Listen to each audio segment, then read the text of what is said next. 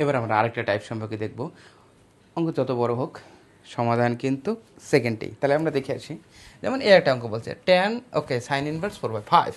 তাহলে কী তো বলছে সাইনের বেড়া সাগরে লবণ আছে, আমরা এইভাবে পড়ছি না, সাগরে লবণ মানে লম্ব, আছে মানে কি অতিভুজ, তাহলে 4/5। তার মানে এটা কত 3।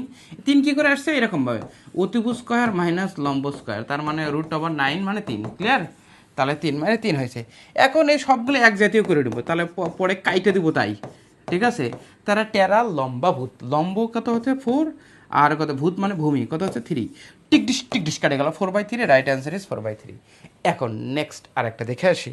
দেখো মনে করো এটা আছে কট, কট আর সাগরে, তার আচ্ছা সাইনের তো কিছুক্ষণ আগে এটা করে দিলাম, আবার এটাও তোমরা পারবা। মনে করো এটা আছে সাইন, এটা কত 2, এই হাফ কয় ডিগ্রির মান 30 ডিগ্রির মান, তাহলে 2 × 30। ওকে 30 × 60, সাইন 60 ডিগ্রি √3/2। ওকে এটা হচ্ছে অ্যান্সার। আবার মনে করো এটা হচ্ছে যেমন এই অঙ্কটা কত জায়গায় পড়ছে, এমনকি রুইডও পড়ছে, দেখো আরও পড়ছে, কাজী নজরুল ইসলাম ইউনিভার্সিটিতে পড়ছে, দেখো। তাহলে মনে করো ট্যান এটা সাইন ইনভার্স হাফ কয় ডিগ্রি 30 ডিগ্রি মান, তার ট্যান 30 ডিগ্রি মান কত 1/√3। তাহলে এই অঙ্কের অ্যান্সার কত হবে তোমরা একটু সুন্দর করে কমেন্টে বলো।